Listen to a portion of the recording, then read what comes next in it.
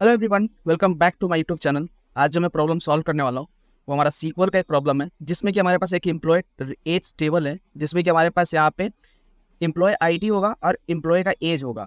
अब हमें क्या करना है, एम्प्लॉय के एज का एक रेंज बनाना है एक कॉलम में, लेकिन बिना केस स्टेटमेंट का यूज किए हुए। हमें केस स्टेटमेंट का यूज नहीं करना है इसमें। हम मान लेते हैं कि हमारे पास अगर 100 तक का एज रहेगा तो आपको 10 बार वहाँ पे क्या करना पड़ेगा, केस वेन यूज करना पड़ेगा। तो हम उस तरह से केस वेन यूज करके सॉल्व नहीं करेंगे। बिना केस वेन के हम कैसे सॉल्व करेंगे इस प्रॉब्लम को, आज हम देखेंगे। तो हमारे पास जो टेबल है उसमें जो डेटा है कुछ इस तरह से है। मैं यहाँ पे सेलेक्ट करके एग्जीक्यूट करता हूँ तो आप देखोगे कि इसमें हमारे पास टेबल में दो कॉलम है, एम्प्लॉय आईडी है और ये एज है। जैसे ये 5 है तो इसका जो रेंज होगा ये 1 से 10 होगा। अगर ये 16 है तो इसका जो रेंज होगा वो होगा 11 टू 20। अगर इस 19 है तो इसका भी रेंज 11 टू 20 होगा। 31 का रेंज होगा 31 टू 40। और 50 का जो रेंज होगा वो होगा हमारा 41 टू 50। तो ये जो रेंज है, इस रेंज को हम कैसे फाइंड आउट करेंगे, आप देख सकते हो मैंने एग्जांपल के लिए यहाँ पे कमेंट भी किया है। इस रेंज को हमें क्या करना है, फाइंड करना है बिना केस स्टेटमेंट का यूज किए हुए। केस स्टेटमेंट लगा के यूज करके हम सॉल्व तो आसानी से कर लेंगे, लेकिन हम उसमें क्या करेंगे, मल्टीपल बार हम लोग वहाँ पे केस वेन यूज करेंगे। तो हम केस वेन यूज ना करके हम लोग क्या करेंगे, यहाँ पे सबसे पहले हम यहाँ पे कॉमा लगाएंगे। और यहाँ पे मैं आपको एक तरीका बताता हूँ जिससे कि हम रेंज फाइंड कर पाएंगे। तो रेंज हमें किस तरह चाहिए, इस तरह से हमें रेंज प्रिंट करना है, 1 डैश और 10। तो 1 कैसे फाइंड कर पाएंगे, जैसे मान लेते हैं कि इसमें देखोगे आप 5 है, तो 5 को 1 बनाने के लिए हम क्या करेंगे, अगर हमको रेंज जो है उसका गैप है 10 का, तो उसका गैप को हम अगर 10 का गैप है तो उससे हम अगर डिवाइड करते हैं, तो हम अगर डिवाइड करते हैं 10 से, तो आप देखोगे कि इसमें जो रेंज आएगा, अब मैं इसको एग्जीक्यूट करूंगा जब, तो ये 0 आ रहा है, इसका जो रेंज आ रहा है कितना आ रहा है, 1 आ रहा है, इसका जो रेंज आ रहा है कितना आ रहा है, इसका भी 1 आ रहा है। तो अब ये जो गैप आ रहा है ना, इसको हम लोग क्या करेंगे, अगर मल्टीप्लाई कर देते हैं, अगर इसको मल्टीप्लाई कर देते हैं हम अगर 10 से, इंटू 10 कर देते हैं, तो इसको जब 10 से मल्टीप्लाई करेंगे तो आप देखोगे कि हमारे पास यहाँ पे 0 मिल गया, 10 मिल गया, 10 मिल गया, फिर 30 मिल गया, 50 मिल गया। लेकिन ये 0 नहीं चाहिए था, हमें क्या चाहिए था, यहाँ पे हमें ये चाहिए कि ये जो 0 है ना, ये जो 0 आ रहा है, इसमें सबसे पहले हम क्या करेंगे, यहाँ पे हम लोग इसमें जो 0 आ रहा है इसमें हम लोग सबसे पहले -1 करेंगे एज में। क्यों? क्योंकि आप जब 50 को देखोगे तो 50 का जो रेंज आ रहा है वो स्टार्टिंग रेंज में 50 नहीं आना चाहिए, स्टार्टिंग रेंज में 40 आना चाहिए। तो इसके लिए हम क्या करेंगे, यहाँ पे एज में -1 करेंगे।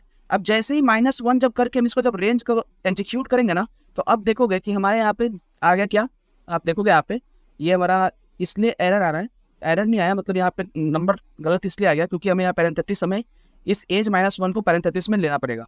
अब इसको हम क्या करेंगे, दोबारा से एग्जीक्यूट करेंगे तो आप देखोगे कि यहाँ पे 0 आ गया, 10 आ गया, 10 आ गया, 30 आ गया और 50 के केस में 40 भी आ गया।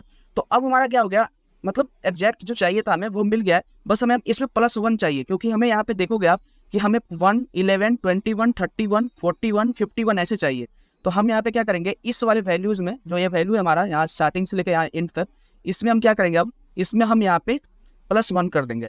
अब इससे क्या होगा कि +1 करने से नहीं हमारा फर्स्ट रेंज मिल जाएगा, स्टार्टिंग रेंज मिल गया सभी का। अब हमको क्या करना है, यहाँ पे जो लास्ट रेंज है उसका वो फाइंड करने के लिए हम क्या करेंगे, यहाँ पे उसके लिए हम यहाँ पे कॉमा लगाएंगे और हम फिर से हम क्या करेंगे, उसी चीज़ का हम यूज करेंगे। जैसे मैं यहाँ पे क्या करूँगा, जो यहाँ पे -1 मैंने यूज किया है, अब इस -1 को यूज ना करके अगर मैं यहाँ पे इस तरह से यूज करूँ, जैसे मान लेते हैं कि अगर मैं यहाँ पे इसको मैं फिर से कॉपी करता हूँ, यहाँ से यहाँ तक जो मल्टीप्लाई 10 तक है इसको कॉपी करता हूँ और इसको मैं यहाँ पे पेस्ट करता हूँ। अब मुझे यहाँ पे क्या चाहिए, जैसे अगर इसमें -1 हटा देते हैं, अब हम इसको जब रन करेंगे तो आप देखोगे कि यहाँ पे जो वैल्यू आएगा वो क्या आएगा, यहाँ पे जो वैल्यू आएगा वो 0 आएगा, 10 आएगा, फिर यहाँ पे 10 आ रहा है, 30 आ रहा है, यहाँ पे क्या आ रहा है, 50 आ रहा है।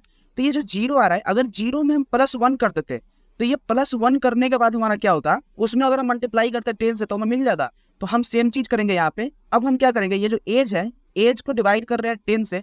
अब ये डिवाइड करने के बाद जैसे ये जो हमारा है, अब इसमें -1 हम लिख देते हैं, -1 इसलिए क्योंकि 50 के केस के लिए, तो -1 हम लिख दिए यहाँ पे। और अब हम क्या करेंगे, यहाँ पे इसको ब्रैकेट ओपन करेंगे और ब्रैकेट ओपन करने के बाद हम इसमें यहाँ पे ब्रैकेट क्लोज करेंगे और हम यहाँ पे Ctrl+Z करना पड़ेगा, यहाँ पे ब्रैकेट क्लोज करेंगे और +1 कर देंगे।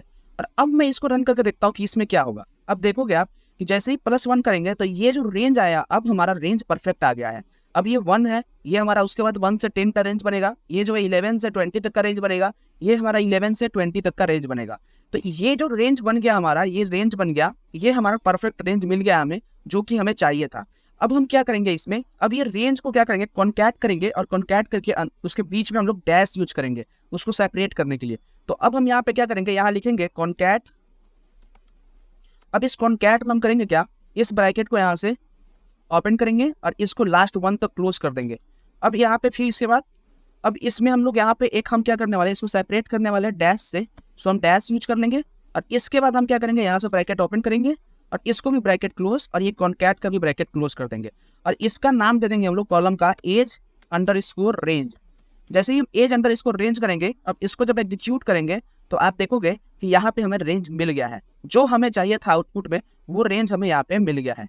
आप यहाँ देख सकते हो। तो इस तरह से हम इस प्रॉब्लम को सॉल्व करेंगे। ये तरीका था इस प्रॉब्लम को सॉल्व करने का। यहाँ पे आपको पता होना चाहिए कि कौन सा जो मैथमेटिकल फंक्शंस होते हैं, जैसे कि अगर डिवाइड कर रहे हैं, मल्टीप्लाई कर रहे हैं, वो कैसे यूज करते हैं, पैरेंथेसिस कैसे यूज करते हैं, तो आप इसे सॉल्व कर लेते हैं। हम यहाँ पे केस यूज नहीं किए और ये काफ़ी सही तरीका है। इस तरह से आप इसको रेंज फाइंड आउट कर सकते हैं।